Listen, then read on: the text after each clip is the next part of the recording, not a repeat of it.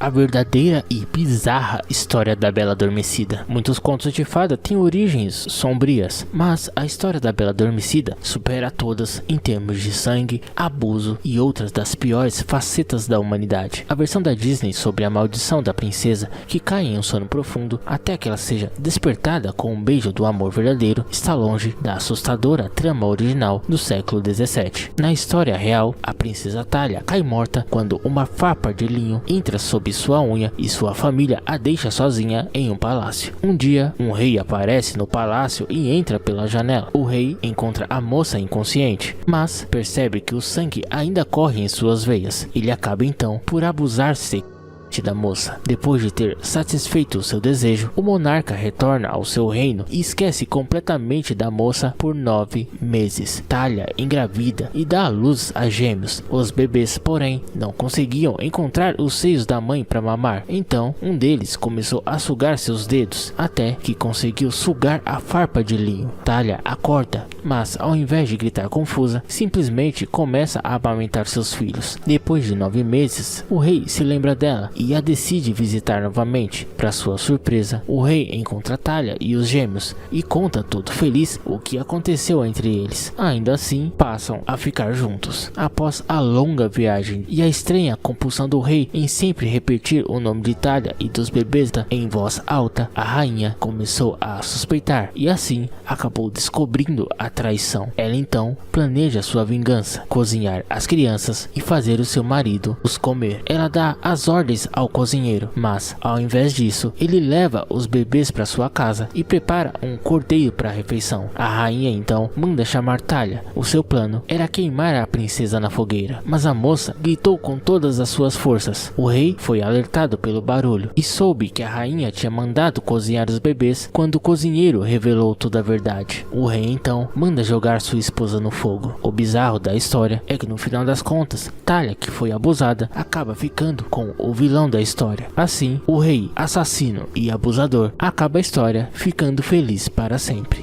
A verdadeira história da Chapeuzinho Vermelho. Na versão original, a Chapeuzinho Vermelho é mandada para casa da vovó doente no meio da floresta, mas o lobo chega antes dela. Nessa versão, o lobo mau não só mata a avó, como cozinha sua carne e separa seu sangue em um jarro na despensa. Quando a neta chega, o monstro, disfarçado de velhinha, diz para a menina se servir da refeição. Chapeuzinho se esbalda, come e bebe como se não houvesse amanhã, até um gato falante revelar que ela está se deliciando com a própria vovó. O lobo então a convida para entrar na cama com ele, só que sem roupas. A menina obedece e vai jogando lentamente todas as peças de roupa. O avental, o vestido, as meias e os sapatos vão parar na lareira que está acesa. Só então ela percebe a roubada em que se meteu. Desesperada, tenta sair da cama, mas o lobo mau não deixa. Ela então diz que precisa fazer xixi, mas o vilão não se abala. Faça aí mesmo na minha cama, ele diz.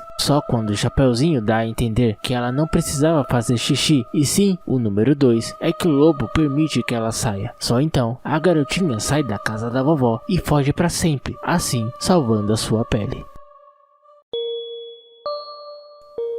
A verdadeira e terrível história da Pequena Sereia. No livro escrito em 1837, a Pequena Sereia não possui um nome. Ela tem 14 anos de idade quando sua avó lhe conta que os humanos vivem bem menos que uma sereia, que vive por volta dos 300 anos.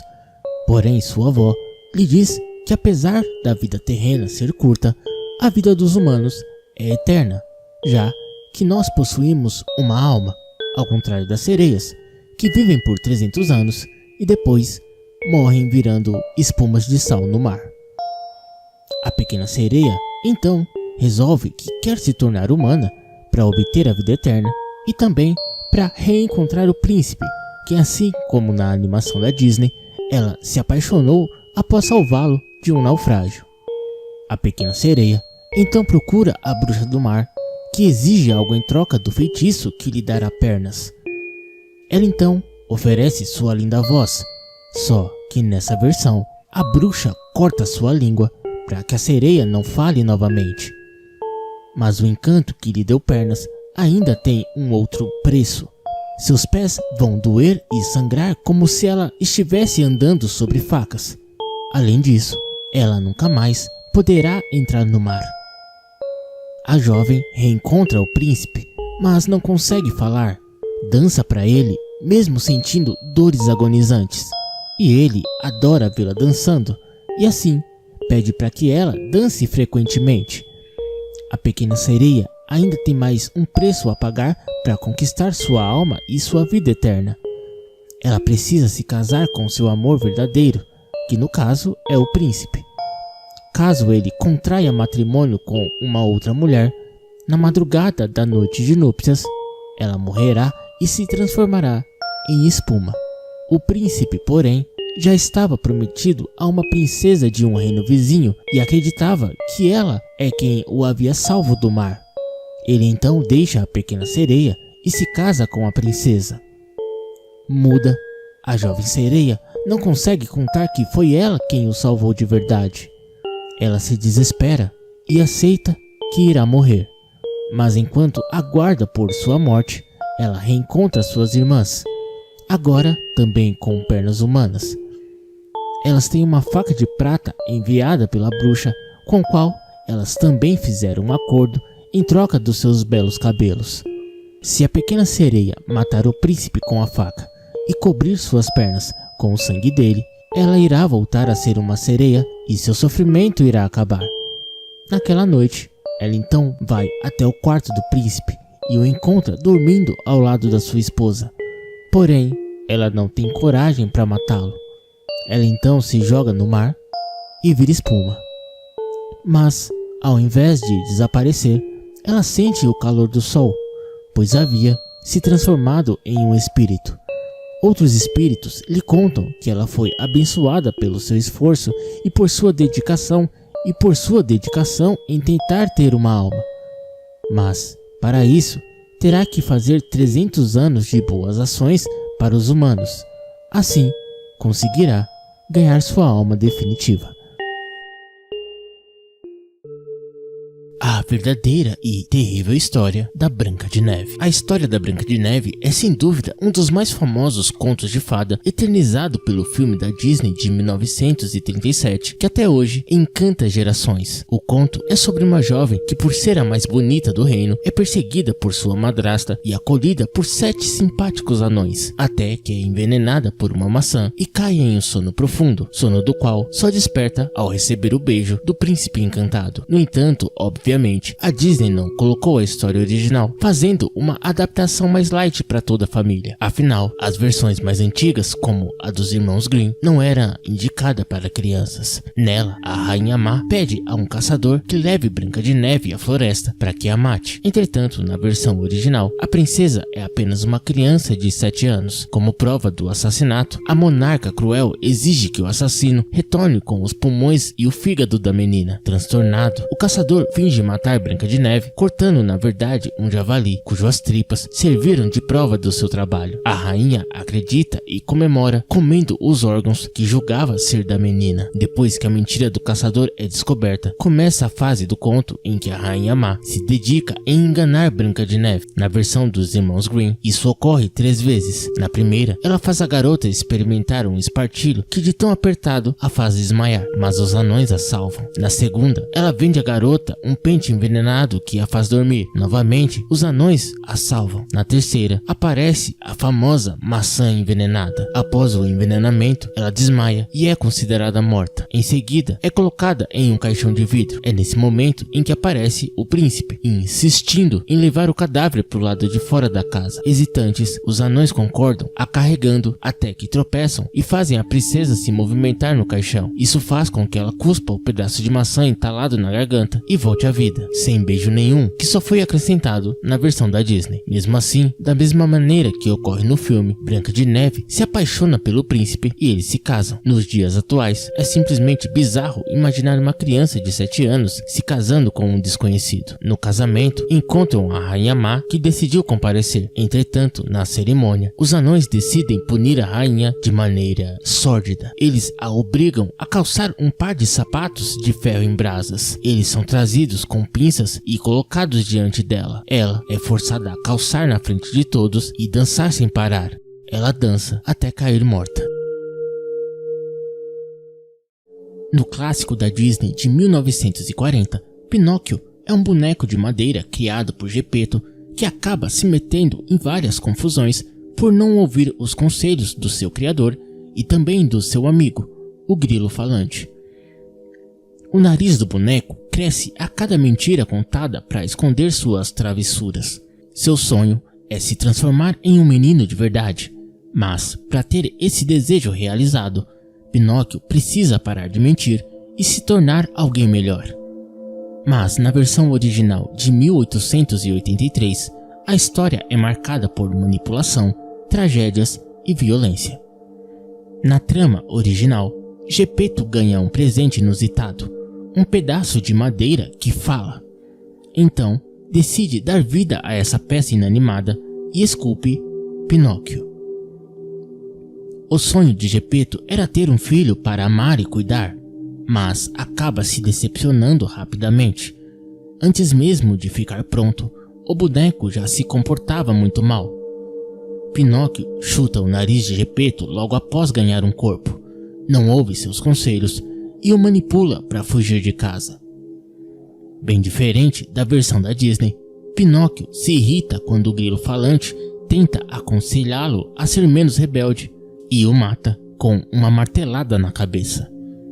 Em sua jornada mundo afora, Pinóquio vive diversas aventuras, entre elas, uma história um tanto pesada para integrar um filme da Disney.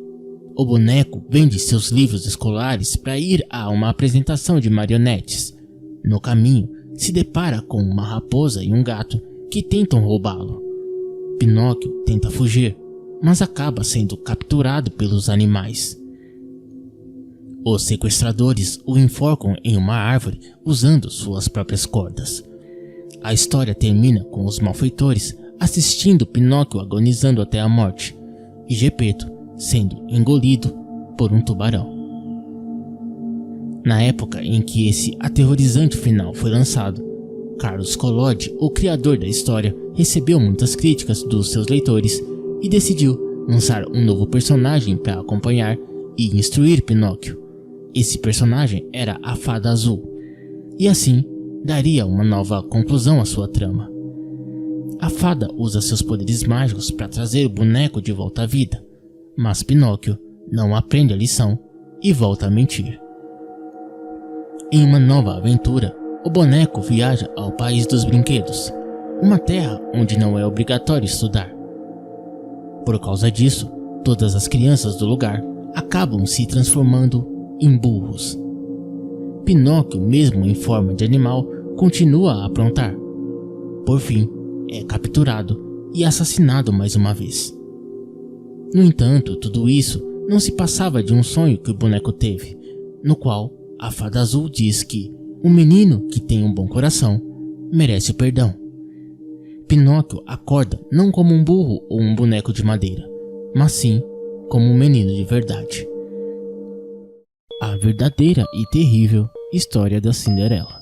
Certamente você conhece o clássico conto da Cinderela, que ficou muito popular com a versão da Disney de 1950, mas a versão original é contada de uma forma diferente. Tudo começa com a morte da mãe de Cinderela e seu pai se casando novamente. O detalhe é que o pai dela escolhe uma mulher horrível e, para piorar, ela tem duas filhas insuportáveis. Tudo vai mal até que chega na casa dela um convite para o baile, pois o príncipe estava escolhendo uma jovem para se casar.